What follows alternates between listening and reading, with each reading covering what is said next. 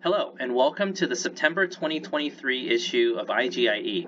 This is Phillip G., Section Editor for IGIE's Historical Considerations section. It is important to understand the past in order to imagine the future. It is difficult for those training in the modern era to picture and understand the world of gastroenterology before the advent of modern-day endoscopy procedures and practice. Today, training and practice almost seems like a natural progression, where the medical trainee becomes a gastroenterology fellow, is handed a scope and taught a specialty craft, and then matures and graduates into independent practice. We often take for granted the history behind this progression and the hard work and dedication in creating this model. We're honored and delighted to have the opportunity to interview Peter Cotton as our distinguished guest for the Historical Considerations section of IGIE.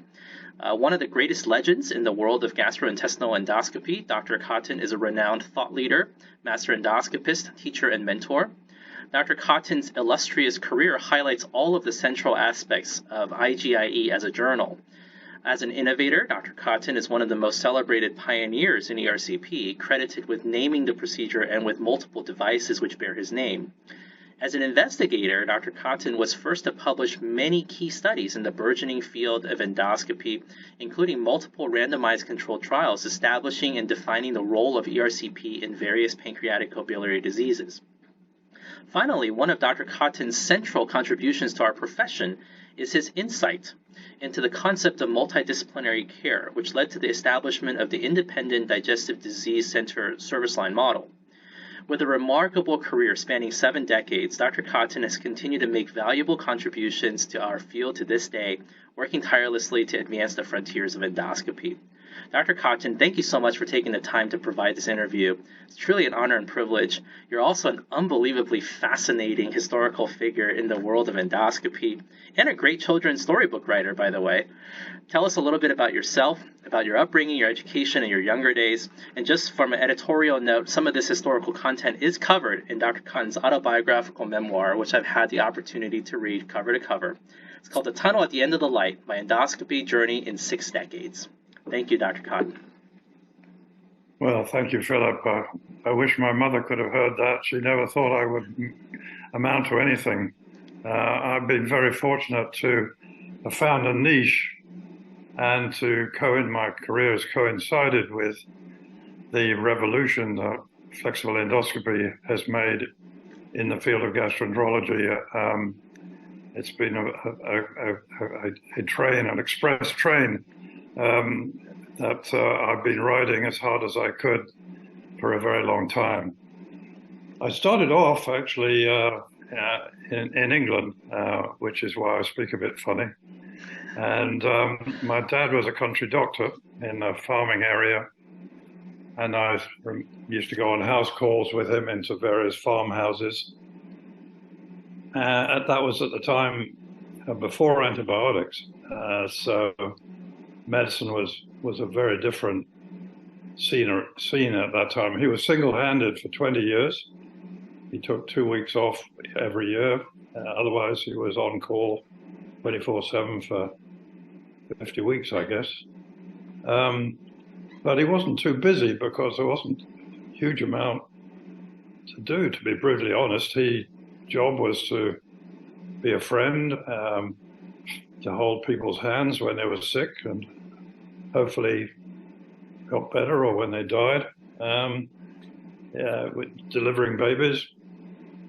It was a very quiet, comfortable existence. It was before the National Health Service started, when things were a bit chaotic, and he often got, instead of being paid money, he was often compensated with chickens and eggs and hams and things like that from the farmhouses, which was great, particularly during the war, because I grew up during the war when things were rationed and you couldn't get too much in the shops. And when the National Health Service started in 1948, he got a salary as well. And for a couple of years, we did extremely well because the farmers didn't realize that he was getting paid as well as getting the food. So we were in good shape for a couple of years until everyone realized that they didn't have to bribe the doctor anymore.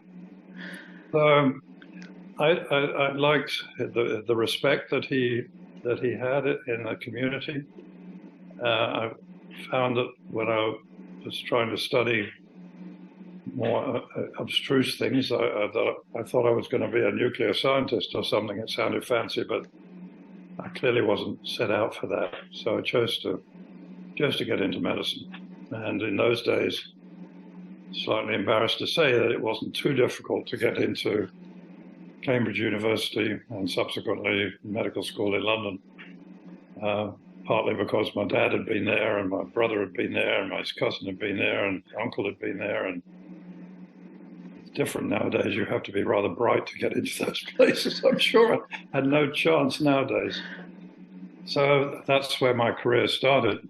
And I ended up graduating just 60 years ago, 1963, at St. Thomas's Hospital in London.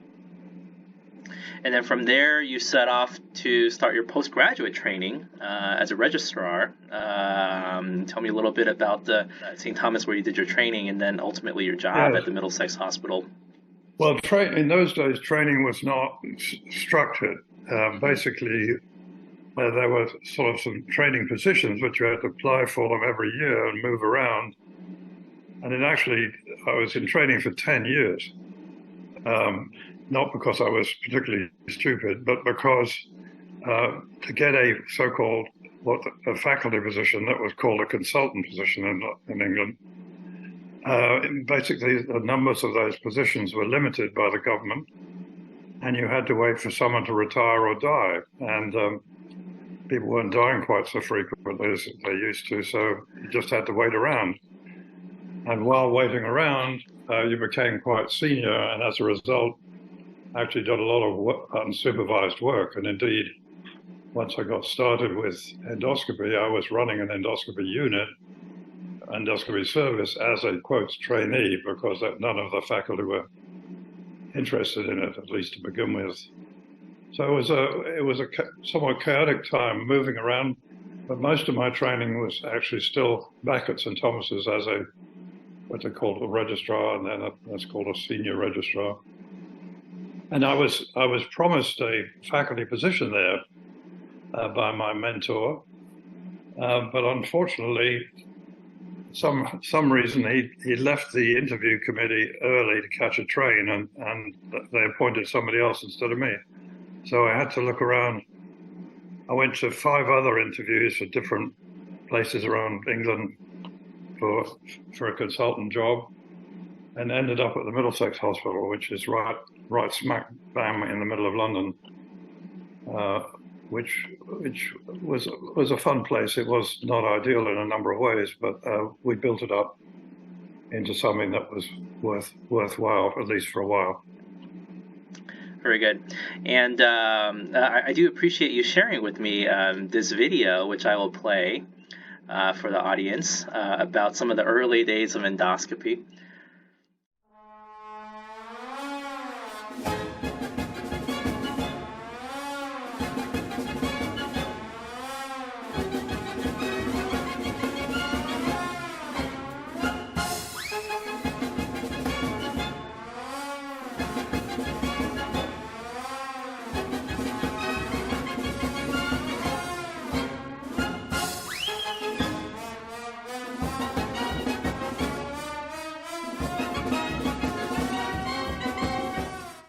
Tell me a little bit about this video, and where was this taken? Where were you at the time?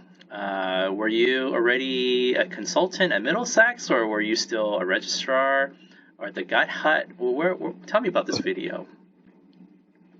No, this is 1970. I was still 3 years away from becoming a consultant. I was running a primitive endoscopy unit with I think we'd actually got our second endoscope at that time. We had 2 endoscopes.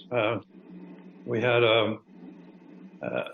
my assistant was a chemistry tech, because this was a basic science lab that I'd taken over, and the chemistry tech was the person who actually helped me.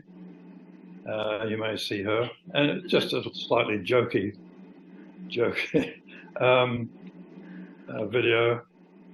it shows also that I was sitting down to do the procedure, if I remember, which is not because I always sat down, but because when you were sharing the image, you had something called a lecturoscope, and the person couldn't really use that unless they were standing up behind you.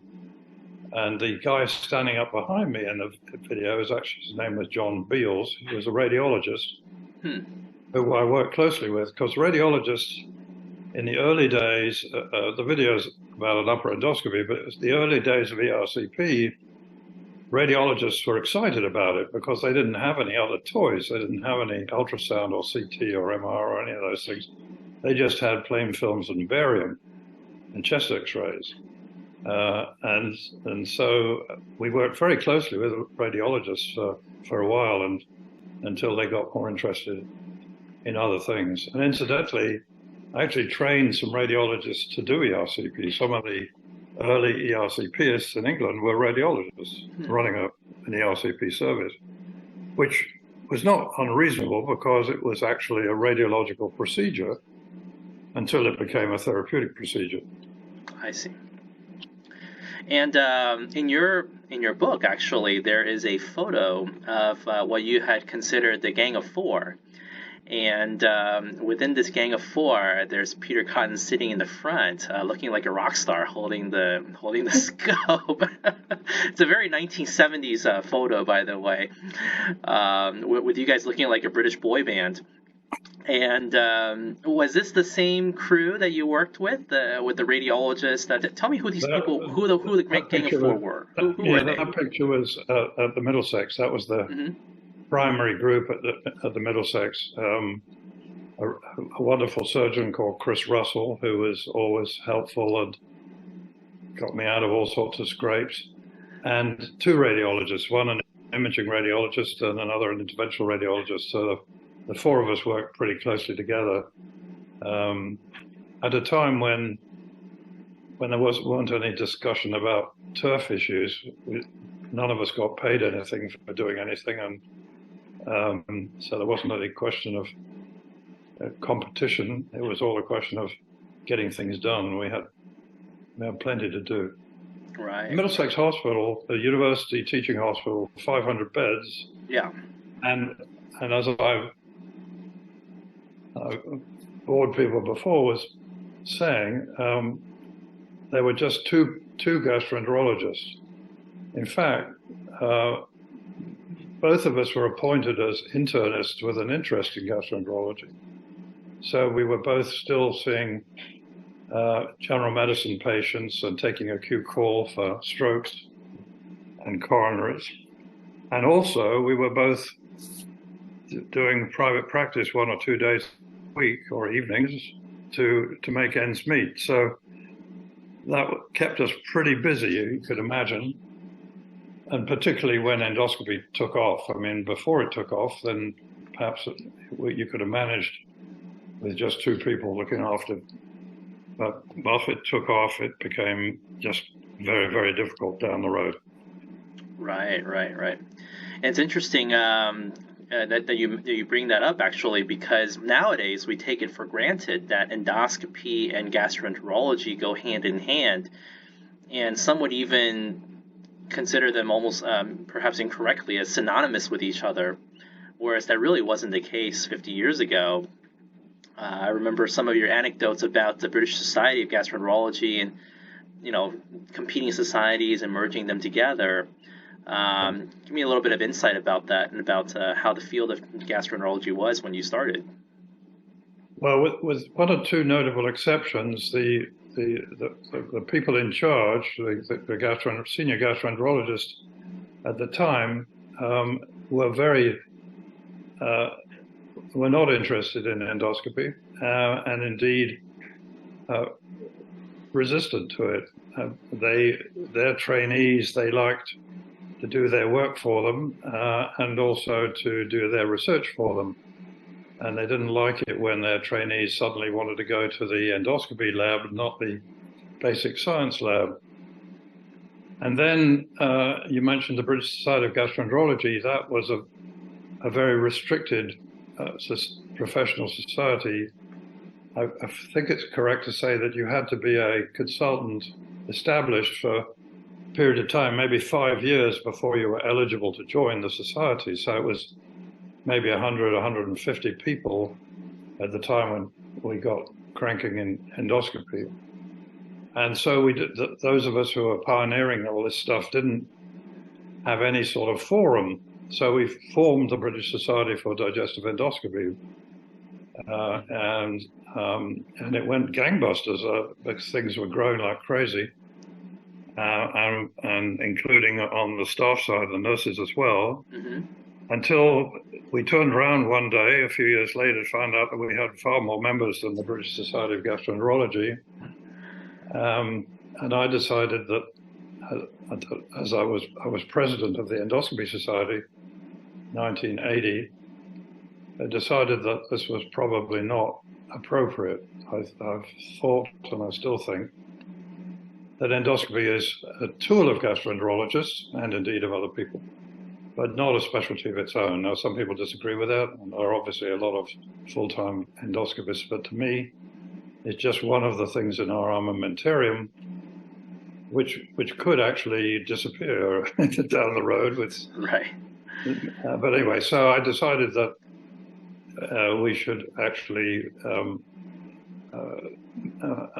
join the British Society of Gastroenterology. So we closed down the Endoscopy Society in 1981, became a section of the Gastroenterology Society, which now has sections like liver section and a surgical section, oncology section, etc. So, the endoscopy section was by far the biggest, and that's the way it still is.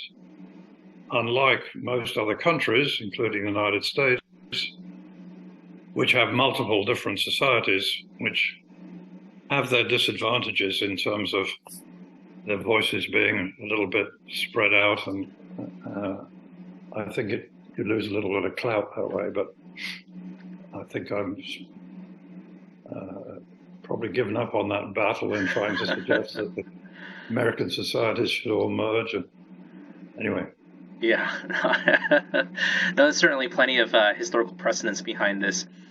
So you mentioned that a lot of the senior gastroenterologists at the time were not very interested or keen on endoscopy, but your mentors certainly seemed to be supportive and interested. So tell me a little bit about Brian Creamer and about how that led to the beginnings of ERCP, for you at least.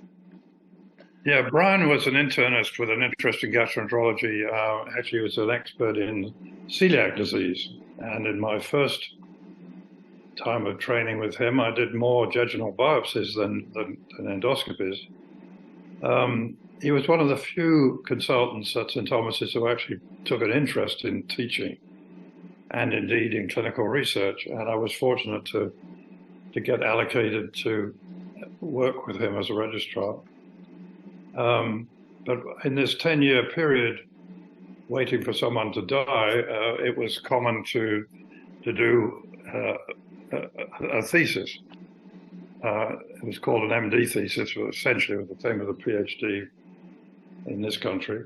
And so I was working in his lab, looking at thin layer chromatography of lipids in the rat small intestine, which he thought was a great project, and I found it incredibly boring, and my mother couldn't understand what the hell I was doing. I remember that vividly, and it became clear to Brian and myself that this was not for me. And so we were looking around, and I read something about gastroscopy. I said, "What about this gastroscopy thing?" Because I'd always been good with my hands. My dad, as well as being a country doctor, was an engineer and a carpenter, and he taught me to use my hands in useful sorts of ways. So Brian said, "Oh, well, gastroscopy, we've got one of those. It's in the closet over there. You're welcome to use it if you like." But we gave up on it some time ago because it was very uncomfortable for patients. You couldn't really see very much. Nobody believed what you said you could see, and you couldn't take a biopsy. So this was one of the Wolf-Schindler so-called semi-flexible scopes, not a fiber optic scope. But so that didn't look as if it was going to be something that we really wanted to do. But in that same year, it was actually 1968, an article appeared in the British Medical Journal about a fiber optic gastroscope. And when I showed that to Brian, he said, "Oh, that does look interesting," because it had a biopsy capability.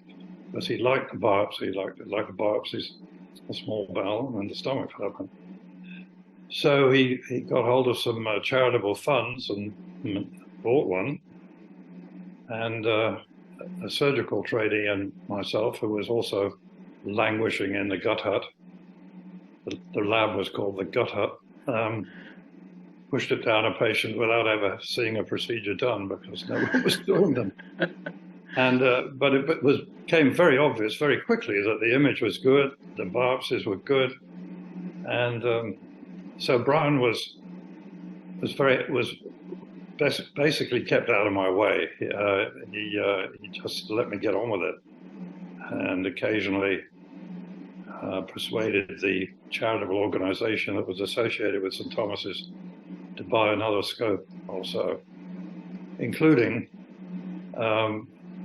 the journey that took me to Japan.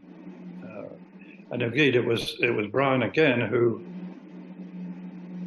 started that, because he came back from the 1970 World Congress in Copenhagen and said, "I've seen the most extraordinary thing." There was a Japanese doctor who showed some pictures of the bile duct and pancreas that he said he'd obtained by using an endoscope to put contrast in the bile duct and the pancreatic duct.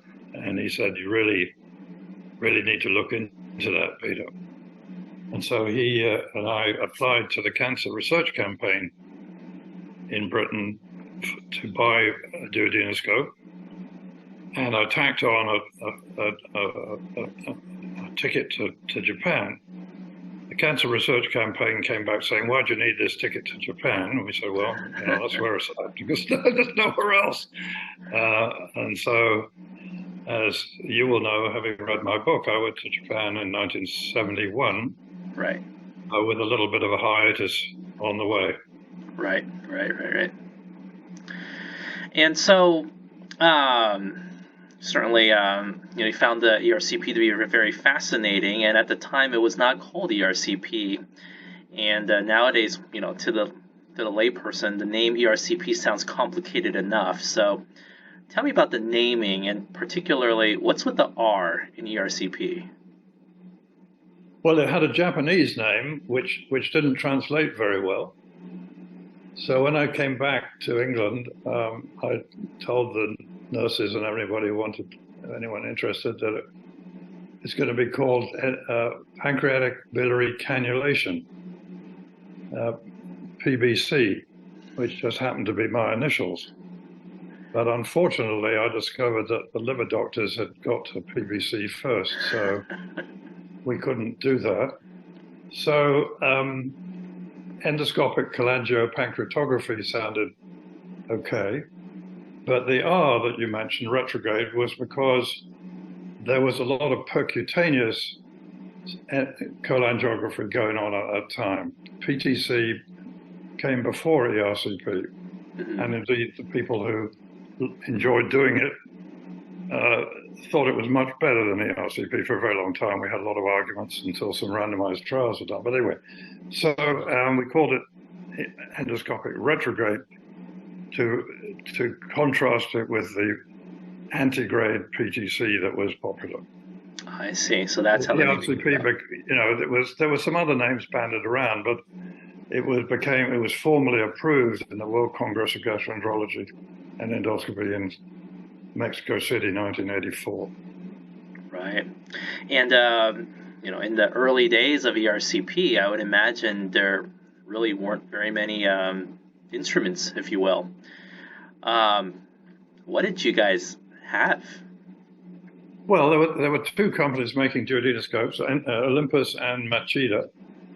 Machida fell away fairly quickly, so there was just one company, Olympus, making a duodenoscope, which was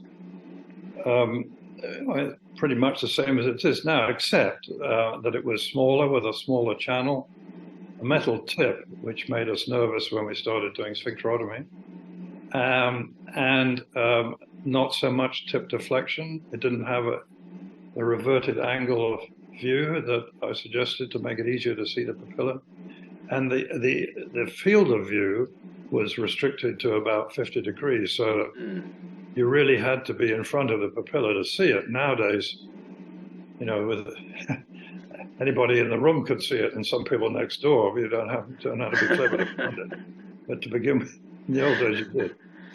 And the only other problem with the early scopes was that the radiation, there was something about the glass that made it go yellow with radiation.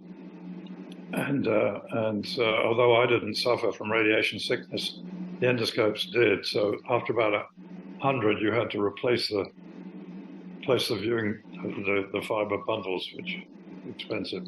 There were no accessories. I mean, there was one catheter that came in the suitcase, and I don't think you had to buy another duodenoscope to get a second catheter. But I think we made our own. But that was the only instrument to begin with. And yes, I would emphasize the fact that this was a radiological procedure. So the word ERCP nowadays is wrong. It should be something different to explain what we're trying to do. Yeah, perhaps I don't know, endoscopic access of pancreatic and biliary ducts or something of that nature, huh? But I mean, it's not a procedure now. It's a platform. Right, it's right. A platform like laparoscopy is. It's just a way of getting started into the pancreas and biliary tree to do an awful lot of different things. Right. Some of which are worthwhile. Absolutely. Some of which, as you discover later on, was not. But naturally, though, that meant that everything in ERCP had to be invented. The sphincterotomes, the guide wires, the balloons, the baskets, the stents, etc. Tell me a little bit about the environment then of innovation, if you will, and of, tell me about your first sphincterotome. Yeah, it's true. We had to make everything or find someone who'd just made one. The first sphincterotomes were actually made in Germany by Meinhard Klassen's group. He was a pioneer, great guy in Germany. And so he was kind enough to supply, I think I got 3 from him very early on. One of them always came out upside down. So I gave that to my competitor in Britain at the time too, because so he had a little difficulty getting started with sphincterotomy. And we used them until they were completely unusable. I mean, there was nothing disposable in those days. And indeed, I remember once disposing of a sphincterotome that was really ruined into a trash can. And when I turned around, there was some visitor taking it out of the trash can to take it home and do his work with it. To be a bit more serious, we did learn something from the radiologists because they had guide wires. They were not pretty slinky things that we have nowadays. They were bulkier and stiffer, but we did persuade the people making radiological guide wires to make longer ones for us. And the same thing applied to baskets and then balloons. But this really was the stimulus to companies to get started to provide all this stuff. And I was very fortunate to team up with Don Wilson, who started the Wilson Cook Company, which became Cook Medical. He started that in the early 80s. And we collaborated with him and indeed some other companies to make things that we needed. This was a very good collaboration. Don in particular was extremely helpful, not only with helping us design and make things, but also in supporting conferences and fellows, things like that. He did a lot. I think you'll find any other people of approximately my age who remember the ERCP days would say the same. This is somebody that we owe a great deal to, and sadly we lost him 20 years ago now.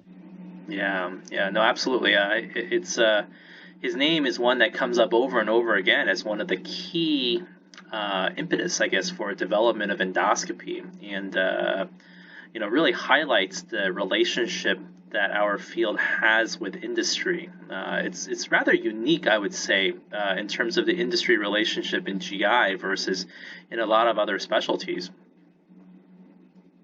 Yeah, it was all very informal, and I was seriously naive early on. I invented a lot of things and got no credit for it. First person to give me credit for anything was Don, because he suggested after we came up with the biliary stents that I might like a royalty. And I said, oh, well, that would be very nice, thank you. And the same thing applied to the so-called cannula tome that I developed with him, which was an instrument that actually you could. The first sphincter tome didn't have a channel for contrasts, so if you wanted to do a sphincterotomy, you put a catheter in, put some contrast in, took it out, put the sphincter tome in, and did the procedure. So we developed something that actually had an injection channel and also a guide wire channel, as one has now. Yeah. There's an interesting point about the first sphincter tome that Klassen made. And it was a very interesting idea because he designed it so that, I'm not sure, get my hand around like this way, that you put, no, this way, that's better. Okay, so he put it up the bile duct and then tightened it very tight. There's the wire. So that the tip of the sphincter tome was on top of the sphincter. So as a way so that you wouldn't cut above the sphincter. I see. The problem was that we've now got a lot of pressure here, so that when you applied contrast, it went and bled. So it was bleeding was undoubtedly the very common complication early on. So we learned that you do sphincterotomies like that and not like that. Very interesting. Now, in those days, if you were to cause bleeding, what would you do next? Don't change your trousers.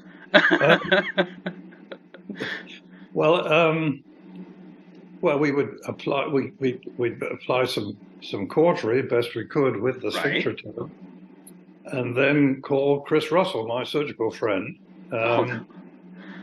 and then no one was doing therapeutic angiography in the very early days, but when I got to Duke in 1986, they had a pretty sophisticated interventional radiology group there, and we actually wrote a paper about angiographic treatment of sphincterotomy bleeding.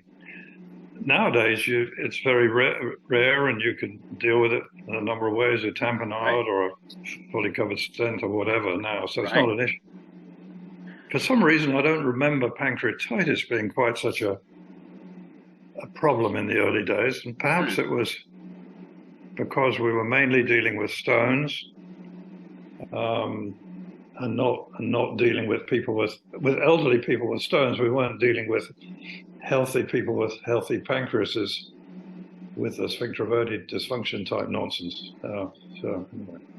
Right. Certainly very interesting, because this was all before guide wire assisted cannulation, right? This was all contrast assisted cannulation, so it was common to get pancreatography as well. Sure, that's true. Yeah. So going back to the stent, so there's another name on the stent. It's the Cotton-Leung stent. So tell me about Leung. Joseph Leung comes from Hong Kong, that you know well. Joseph knocked on my door at Middlesex in about 1981. he'd been sent from Hong Kong to work at another hospital in general gastroenterology to train in general gastroenterology, but he came and said, could he watch some endoscopy? And he decided rather quickly that he preferred to be at the Middlesex rather than where he was supposed to be. So he spent more than a year with me, and a remarkable guy then and now, very studious, thoughtful. And when he went back to Hong Kong, he was actually appointed to start the endoscopy unit at the new Chinese University Hospital in Sha Tin in the New Territories. And when he went back there, I said, Joseph, once you got yourself settled, maybe we should put on a conference, or maybe you should put on a conference to show people what you could do. And so he kindly invited me to participate. 1985, we had a first workshop, live workshop, which was so successful that it's continued ever since. And it's actually, I think, probably still the best therapeutic endoscopy workshop in the world. Amazing place, extraordinary cases, and a lovely place to go for a conference too. So Joseph did very well. He trained Sidney Chung, a surgical colleague. But the two of them basically ran it for a while, and then persuaded Joseph actually to join me at Duke. He came to Duke and spent a couple of years running the endoscopy unit at the VA before gravity pulled him back to California. So he's in California at the VA at Davis. So the unit has continued very well. Every year or two, a new young superstar takes over. Sidney Chung trained Joseph Song, who became the president of the Chinese University on his way, and James Lau and Philip Chow and all those people now, they're still doing amazing work, just amazing work. I remember Sydney, 1989, at the workshop, did a laparoscopic cholecystectomy. 1989, that was about the first time they were done, in the morning, and then in the evening he walked back into the conference room with the patient just to show that she was doing rather well. It was amazing. That's fantastic. Yeah. Sidney Chung, an incredible guy. He runs a marathon, he plays the trombone, he spent a couple of years in Papua New Guinea wow. teaching there. Extraordinary guy. Anyway. And so, but it was you and Joseph Liang, you guys were basically making plastic stents with plastic tubing, hole puncher? What was going on then that resulted in the plastic stent being developed? Yeah, I mean, the first person to describe biliary stents was Nib Sohendra in Germany, and he was making his own. And when I asked him about it, he said, "You just get a roll of plastic tubing," which we did, and then cut holes in it with a hole puncher. And to begin with, we put pigtails at either end as a way of stopping the migrating. But that was sometimes a little bit tricky. You had to make them over a steam kettle. But we also did some flow dynamic work with an Australian who was working with me that showed that actually the flow rate was much slower through a pigtail stent than a straight stent, not surprisingly. So, and it was Sohendra actually who came up with the idea of flaps. And so we just cut flaps, and then Don Wilson took on one of those stents and called it the Cotton Liang stent.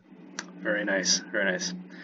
It's a fitting tribute to the both of you and to all the other pioneers in ERCP. Let's chat a little bit about investigations. I know we talked quite a bit about innovations. Let's talk a little bit about studies and investigations. I've always found that endoscopy is actually very uniquely challenging within medicine to study in a rigorous academic fashion.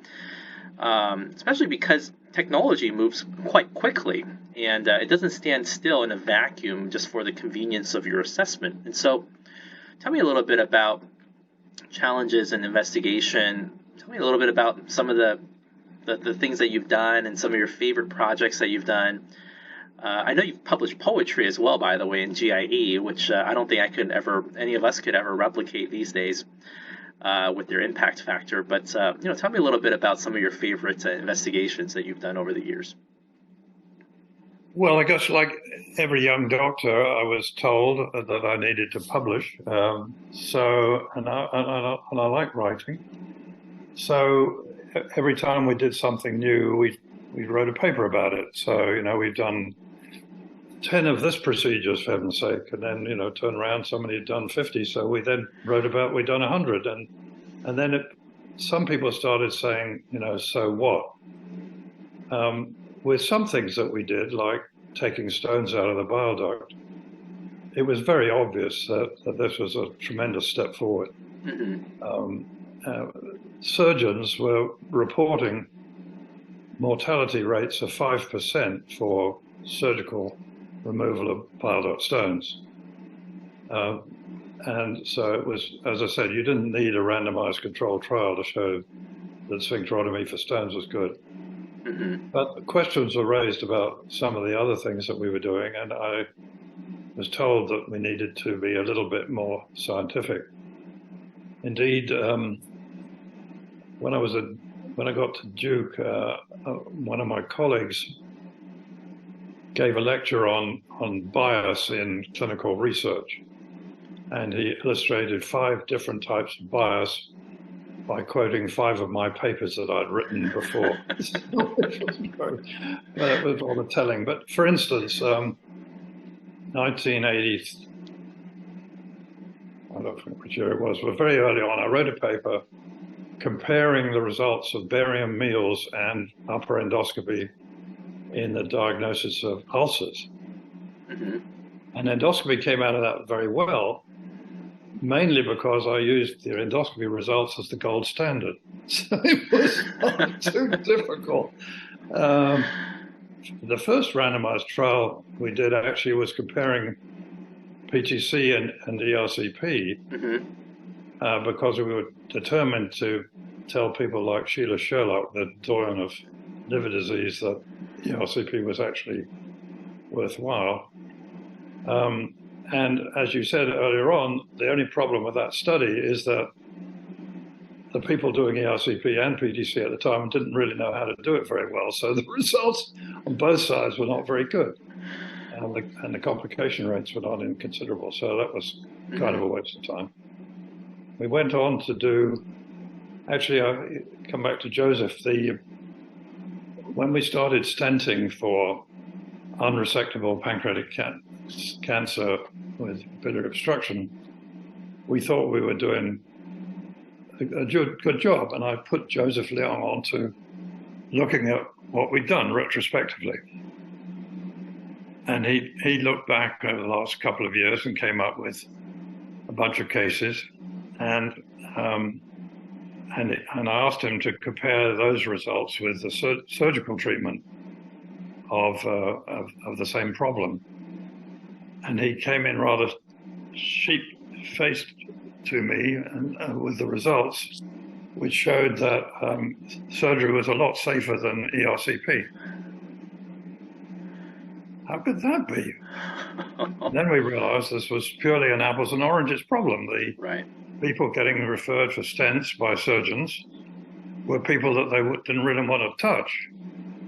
And so we set up a randomized controlled trial comparing surgical bypass with the ERCP. It took us about 10 years to get it all done, which showed, as we expected, that endoscopy was a lot safer than surgery. Right. So, and I got sort of hooked on randomized trials by that time. It was obvious to me that there is so much fluff and Stoke and mirrors and bias and observer variation and all that sort of stuff. That's really the only thing that's worthwhile. Right. Yet at the same time, it's very difficult to do in the world of endoscopy. Now, in your later years, you focus a little bit more on two things. One is on quality, right? Ensuring really competent practice. That's one of them. But others as well on SOD and the episode trial in terms of when not to do ERCP. Yeah. Tell me a little bit about sort of change in mentality over the years and as you kind of went into the later phases of your career and this realization. Well, a number of things happened. One, perhaps I got a bit more mature and less enthusiastic or overreaching. The second was that surgery had actually improved a great deal over the years and become a lot safer in intensive care and good anesthesia, etc. You know, in the early days, we would think of sending someone to surgery as a failure. Mm-hmm. We couldn't achieve something endoscopically. I'm so sorry, you're going to have an operation. Whereas, you know, in later days, it was pretty obvious that in some circumstances, minimally invasive surgery is the right thing to do. And equally, interventional radiology had improved enormously. And at the same time, people like myself who were brought up on stents and stones were looking around for something fun to do, like why don't we start treating the pancreas? And it's still not clear to me what procedures are actually, what ERCP procedures are helpful in various forms of pancreatitis. Right. We really don't know whether recurrent acute pancreatitis, idiopathic recurrent acute pancreatitis benefits from sphincterotomy. Chronic pancreatitis, you could take stones out, they reform, you could put a stent in. And then we got onto the sphincter dysfunction business, which seemed very attractive, not least because of the early work coming out of Milwaukee, where they showed rather convincingly in a New England Journal article that if you did sphincter manometry and found elevated sphincter pressures, did a sphincterotomy, patients did very well, and vice versa, they did not. So we all jumped on this manometry sphincter dysfunction bandwagon, and it seemed to be helpful, at least in the short term, although significant complications, particularly in some of these young people, they're all young females, or youngish females. And then I began to wonder whether really all of this was quite as beneficial as it should be, at least to everybody, and that it might be better to try and clarify exactly which patients could benefit and which patients should not, so that we could be a bit more selective. And that's what started the episode study. And let me step back on that just a minute to the comment you made about research in endoscopy. One of the problems was the lack of funding. Mm-hmm. I mean, there was funding for device trials by the device companies, which are always a bit biased, but the NIH was not interested in endoscopy research until there was a conference that the NIH put on together. The ASG pushed very hard on the NIH, and they said, okay, we'll put on a conference, I think it was 2002, called the State of the Science Conference in ERCP. It's a 3-day conference, like they're all State of the Science conferences, at which all people interested in the field, including people like myself, but also surgeons, radiologists, et cetera, put their point of view to a panel for 2 days. And then the panel went off into a hotel and came and wrote a report. And the report basically said there ain't no science in ERCP, because they had defined science as randomized controlled trials with more than 20 people in each arm. And there were only about 10 of those in the literature. at the time, 2 of which were mine, they were way out of date, like the one I mentioned, they were totally useless. And so the response from people like myself and the ASG leadership was, the reason there ain't any science is because you don't fund it. So they actually went back and put out some funding opportunities, which will continue to this day. As you know, there's some other very nice studies going on, some of them basically from MUSC. Joe Amonza's study of preventing pancreatitis and glucotamine study going on. So it's there, but boy, you have to realize that this is not an amateur business. This is serious professional stuff. You have to have a really good clinical research group, a lot of very smart people, a lot of money, a lot of determination. And you also have to get a number of centers to collaborate, which is not always easy. Right. But it's worthwhile. These are the things that people are going to remember 5 or 10 years' time. Right. Maybe not much longer, but at least for a while. Yeah, absolutely. It's actually a very nice segue into talking about MUSC and the legacy that you left behind there, actually. Your contributions to ERCP are universally recognized, but a lot of people do not realize also that you're kind of the mastermind behind the establishment of this multidisciplinary structure, what kind of people loosely term as a service line model. And that's really a big legacy that you left behind at MUSC as well as elsewhere. Where I practice now, we practice on a very service line based model as well. Tell me a little bit about the history of this and about establishing the Digestive Disease Center and about why and what the benefits were and where it's taken us. Yeah, well, it was a sort of a no-brainer to me. At St. Thomas's, there was a good working relationship between surgeons and gastroenterologists. I remember we had a very nice weekly conference. Going back 60 years now, a multidisciplinary conference once a week, case presentations, surgeons, internists, gastroenterologists, radiologists, oncologists, etc. And then when I got to Middlesex, as you mentioned, the gang of 4, we worked closely together. And although it was a 500-bed hospital, it was a pretty small building, and so you kept bumping into each other all the time. It wasn't too difficult to cooperate and collaborate. And then when I got to Duke, I found the reverse was true. There's such a huge campus. The surgeons were in another building about half a mile away, and you had to sort of take a cab and make an appointment to go and talk to one.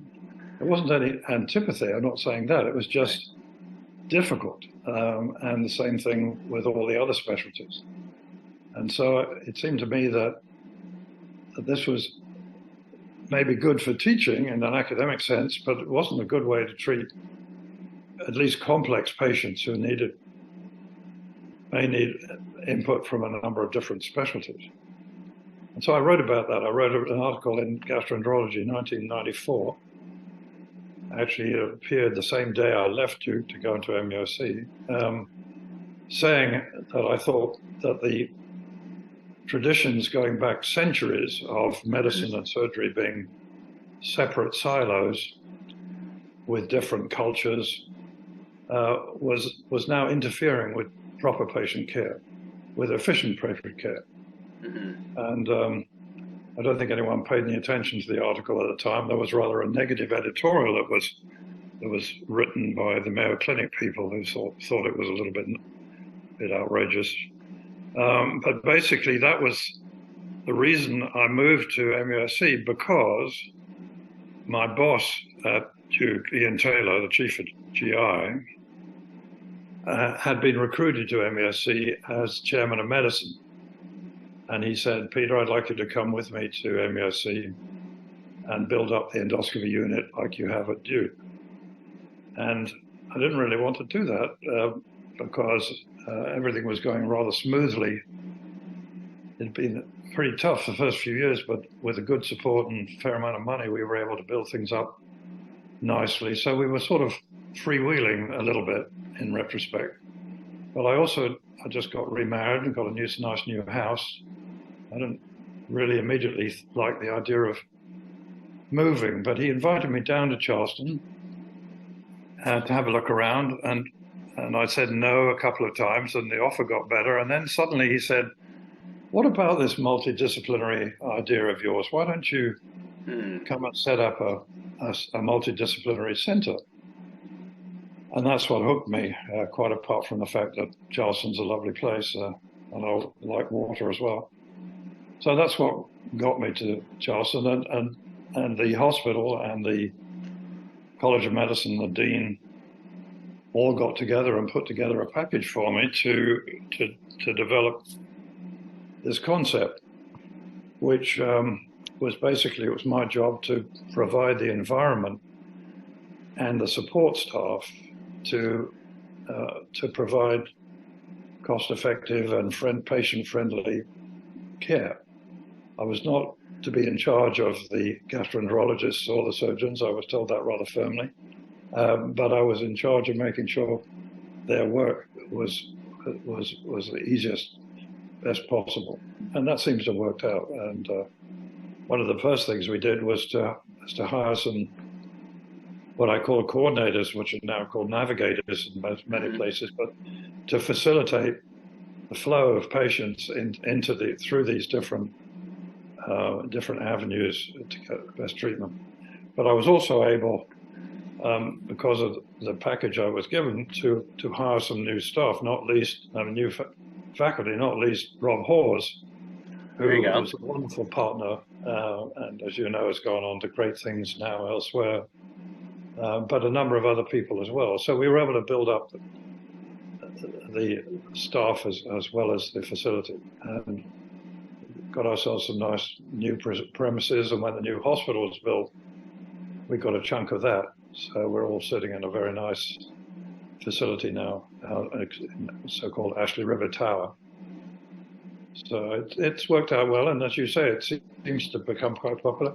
It's not only popular in GI, MUSC has actually done the same.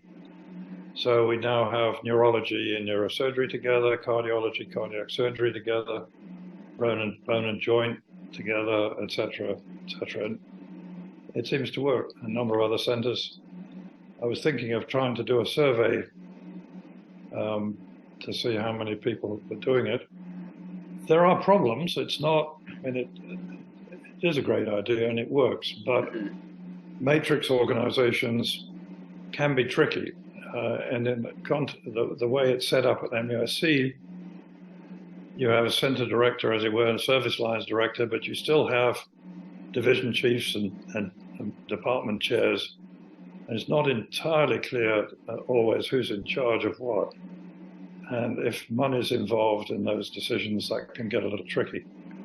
If everyone gets on well together, it's terrific.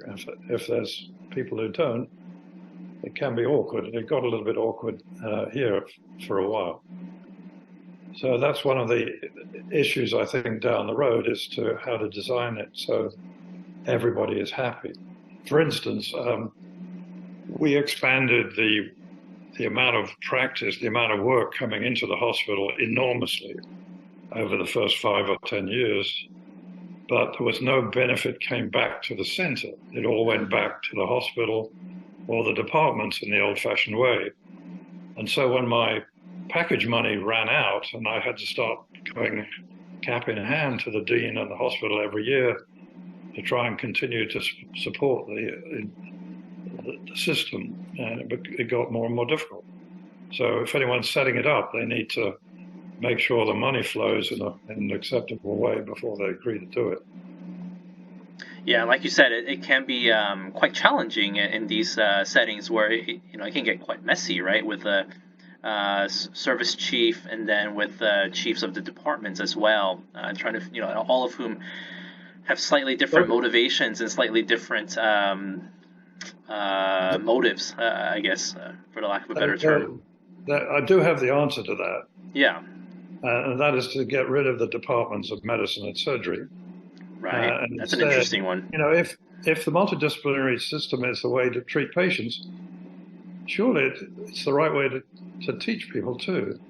So I would have departments of digestive health, departments of cardiovascular health, departments of neurosurgery, neuroscience, etc. obviously some sort of department of general medicine, but then you get rid of all of those potential competitions and problems. But pie in the sky, but that's my dream. And now within that, sort of a digestivist approach, if you will, how do people then differentiate? Yeah, I mean, I think if you were trained in a department of just digestive health, you could decide how invasive you wanted to be down the road. You could be a purely clinician working in nutrition or psychomedicine or something, and not touching any instruments of any sort, or you could be a general gastroenterologist doing a lot of screening colonoscopy while that's still fashionable, or you could move into more advanced procedures, which might well include advanced endoscopic and laparoscopic procedures, or you could decide to be a major aggressive surgeon and get into resections and transplantation. So there'll be a spectrum of activities that you could move into. And that's one of the marvelous things about the whole field of medicine, is there's such a huge spectrum of things that you can do. And the American system is very good in the sense that it's relatively easy to move into things that you enjoy and away from things you don't. Right. That didn't apply in England. You had to do what you were told to do, whether you wanted to do it or not, because there were very few of you. Right. Things have changed in England. I don't want to be too negative. The National Health Service has its problems, but it's cranking along pretty well. Yeah. And we have a lot more people now. The Middlesex Hospital closed down, amalgamated with University College Hospital across the street. They built a new building, and I looked on their website recently, and as I said, there were two of us when I was there, plus a couple of surgeons, maybe four. Their digestive disease department has 45 specialists in it now. So things have changed. Absolutely, and for the better as well. And there's pros and cons to either approach, both between here and across the rest of the world as well. I think one of the aspects of, I guess, of your approach and also of the American system, though, is also regulatory in some way, right? So one of the major things that you've talked about in recent years has been what you term as ensuring really competent practice. And you had mentioned that this is partially selfish, right? As you start thinking to yourself, what if I were to ever have to get an ERCP on myself? Who would do my ERCP? But it's a very interesting problem, right? You had kind of alluded to that in the U.S., people are very supportive of doing what you want to do. But that also comes with its own challenges as well. Yeah, I mean, if I need an ERCP, I'm very happy to have it done at MUSC. It's several great people. But if I'm dragged off a distant golf course somewhere to a local hospital at the weekend with cholangitis, I'd be nervous, because we know that the majority of people who are doing ERCP in the United States do less than 50 a year, and many of those had actually had rather marginal training. Mm-hmm. ERCP is technically difficult, but it's also damn dangerous. It's 30 or 50 times more dangerous than all the more routine things that we do, like colonoscopy or uppers or whatever. So I felt very strongly that there needs to be not only more regulated training, so that we only train people to a decent level, but also some sort of measure of competence down the road. Yeah. Which doesn't exist at the moment. And I did a fair amount of medical legal work earlier on, and you'd be amazed what people get up to. It's just unbelievable. So I've been pushing for some sort of certification, which seems very unlikely to happen. The thing I speak rather strongly about is the credentialing issue, because ERCP is different to all of the other procedures that we do, and that it's only done in hospitals for various reasons. They have credentialing committees that are supposed to make sure that they only give privileges to people who know what they're doing. I did a survey and published a survey some years ago of 1,000 hospitals in the United States, which showed that most of them were actually doing that in a very casual way, with no reference to the ASG guidelines or anything else for that matter. My hope for this is actually stuck with GI Quick, which, as you know, is a combined ASD-ACG system, voluntary system, but very popular for recording quality data for colonoscopy and more recently for uppers. 10 years ago, they asked me to help write the criteria to include ERCP in that system, and it still has not appeared. I'm in correspondence with them on an annual basis asking when it's going to happen, and I'm told it's going to happen. But the point is that if there is something like that, then the hospitals have got, credentialing committees have got no excuse not to actually ask for data. And not just, have you done one before, but where do you stand with fairly basic quality measures, which everybody knows what they are. And well, I've gone on and on about that, but I do feel rather strongly about it. And as you say, to me, ERCP now stands for ensuring really competent practice. Absolutely. So I think as we kind of wind down our interview, we've touched upon a lot of different topics. We've touched upon Peter Cotton as the innovator, Peter Cotton as the investigator, Peter Cotton as the insightful sage. I found out not too long ago that there was another aspect of you. It was Peter Cotton, the children's book author. Tell me a little bit about Fred. Yeah, well, Fred, who happens to be with me.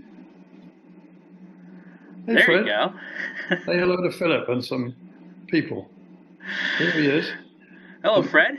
Some people are a little bit worried about him. He has these long eyelashes and lipstick, but he's actually very friendly. Now, and Fred is currently, he's presently fully intact, right? He's Fred the Snake right now and not Fred-Fred, right? Well, there you go. He started, I wrote a bedtime story for my children when they were small about how not to cross the road. And I chose a snake because they thought my endoscopes were snakes. So I told them a story about the endoscope, the snake that crossed the road without looking and got squished. And they seemed to enjoy that story. And when my children, had their children, some years later, they said, "What happened to Fred? They called him Fred because, as you say, he was squished in two in this unfortunate accident. So I found the text somewhere and tidied it up a little bit. And then I was lucky enough to find a wonderful illustrator, Canadian girl called Bonnie Lemaire. And so we published the first book called When Fred the Snake Was Squished and Mended. And that's 10 years ago or more now, and we're just about to publish our 9th book. The last 3, 7, 8, and 9, are all about Fred exploring the United States. So the first one's about going up the East Coast, and then some central states, and then on the West Coast. Fred and Bernadette, his girlfriend, got married in Vegas, and now they're in their honeymoon on Hawaii, on Waikiki Beach, not on Maui, fortunately. So I've had fun with Fred, and some people seem to like it. And if you want to look at it more closely, you could go to my website, which is www.petercottontales.com. That's Tales, not Tails. petercottontales.com. Fred the Snake. There you go. Peter Cottontail, though, is a reference to a particular rabbit. And I know you have quite the collection as well of various bunnies, I guess bunnies and rabbits throughout your house. You want to give me a little bit of a walkthrough, or give me a little bit of a description in terms of how that came about? Well, it wasn't until I moved to the United States in my late 40s that I discovered that I was named after a rabbit. Because Peter Cottontail didn't feature in England, despite the fact that Beatrix Potter, the author, wrote about Peter Rabbit and Flopsy and Mopsy and Cottontail and Benjamin Bunny, and it was an American invention, maybe Hallmark or something like that, that came up with Peter Cottontail. So people, when I was amazed when I was checking out at the supermarket or something, people would suddenly fall over laughing and say, "What was your mother thinking of?" So I either had to get very cross every time people said that, or it's take it on the chin, and so we've embraced it, and people send us rabbit cards, and in the old days used to send us rabbits, and including a live one at one stage, which was a bit awkward when I was traveling. So it's been a little bit of fun. Absolutely. In closing, what advice do you have for your mentees in this day and age who are interested in innovation and investigation in endoscopy? That's a good question. Besides picking up a pen and learning how to write a good children's book, which I personally think, being a little bit more family oriented, I actually personally think that's a fantastic trait, or if not requirement, to have. But what do you think? Well, I think it's very important to follow your passion in life, whether it's in work or wherever. There are places you feel you really need to go, even when people suggest it's not a good idea. And in 1968, when I was moving into gastroenterology, I was told that there were already too many people doing it. It probably wasn't a smart move. I should go into cardiology or kidney disease or something instead. So follow your passion. And then something that I feel very strongly about is reflected in the quote that I love from Solly Marx. Solly Marx was the grandfather of gastroenterology in South Africa. Amazing guy. Tell lots of stories about him. He had a lot of lovely one-liners, and this is my favorite, which was, "Peter, never forget to deal with the whole patient and not just the hole in the patient." And that speaks to this whole thing between gastroenterology and endoscopy. Right. I'm a gastroenterologist or I'm an endoscopist. Hopefully I'm a bit of both. Where do people feel themselves to be in that spectrum? Yeah, absolutely. And I think that those are really remarkable closing words. Thank you so very much, Dr. Cotton, for really a phenomenal and a very insightful interview. We'll look forward to seeing this out in the September 2023 issue of IGIE. Again, thank you very much.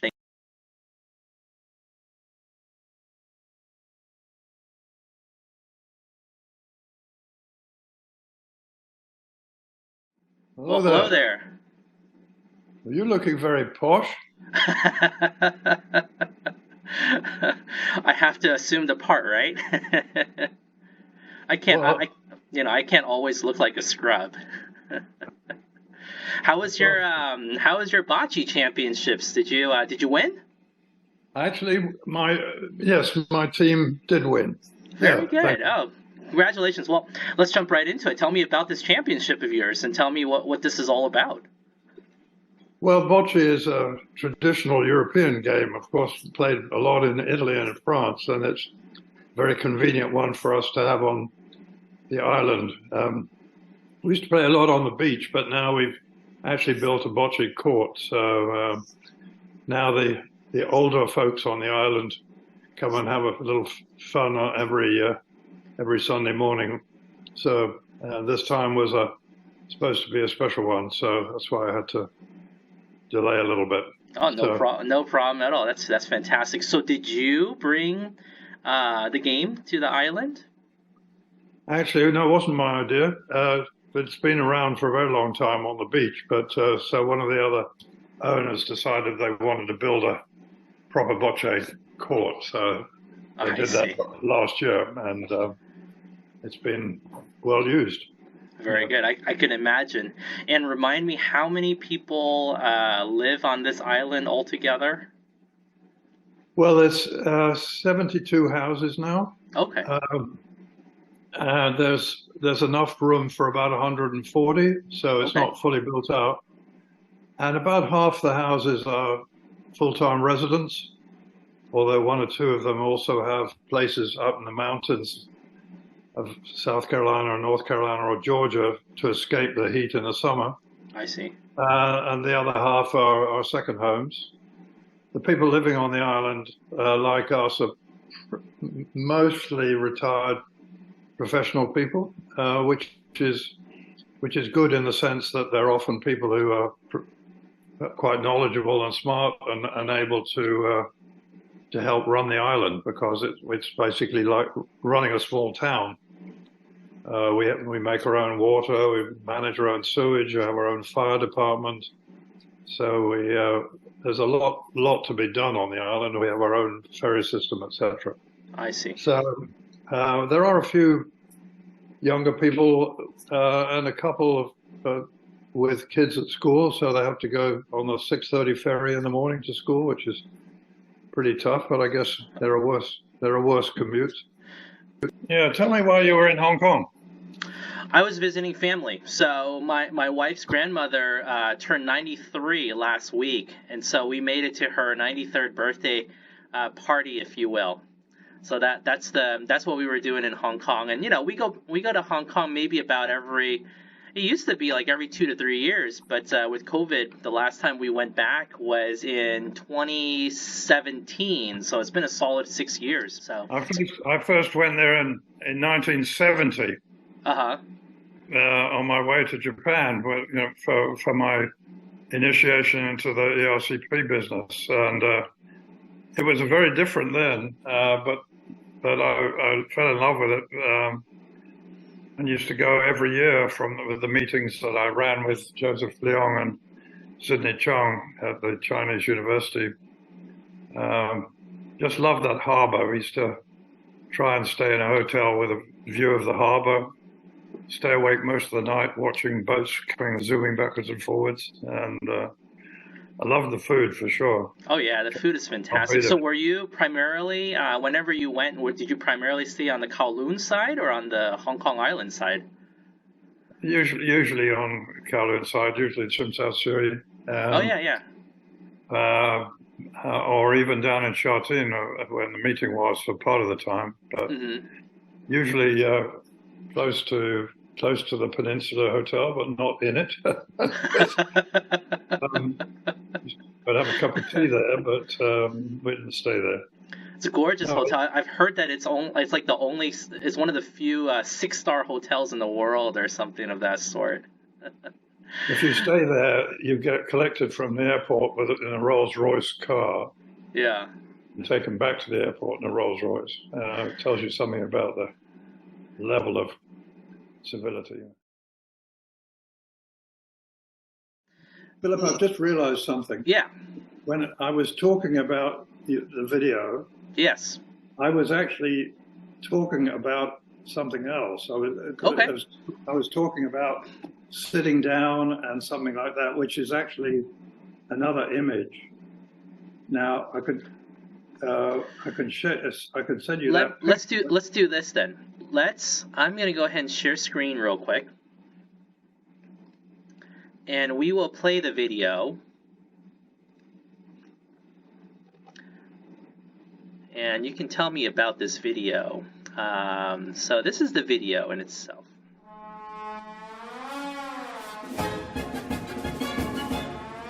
This is 1970, routine endoscopy in the basic science lab. There's my chemistry tech doing the throat spray. There's the no hands cotton pushing the endoscope down, no gloves, I mean, no hands. Yeah. There's the image which we thought was great, but you could see it's rather small. There's somebody watching down the teaching scope, the electroscope. There we are. One happy duck, you might have noticed. Slightly sped up. Okay. There's some music in it, you know. There is. There's really funny music. This was a.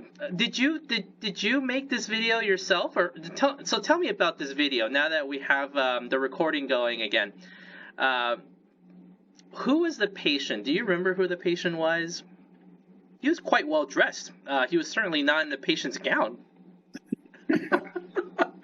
I don't remember who took the video. I really don't. Going back a long way there, Philip.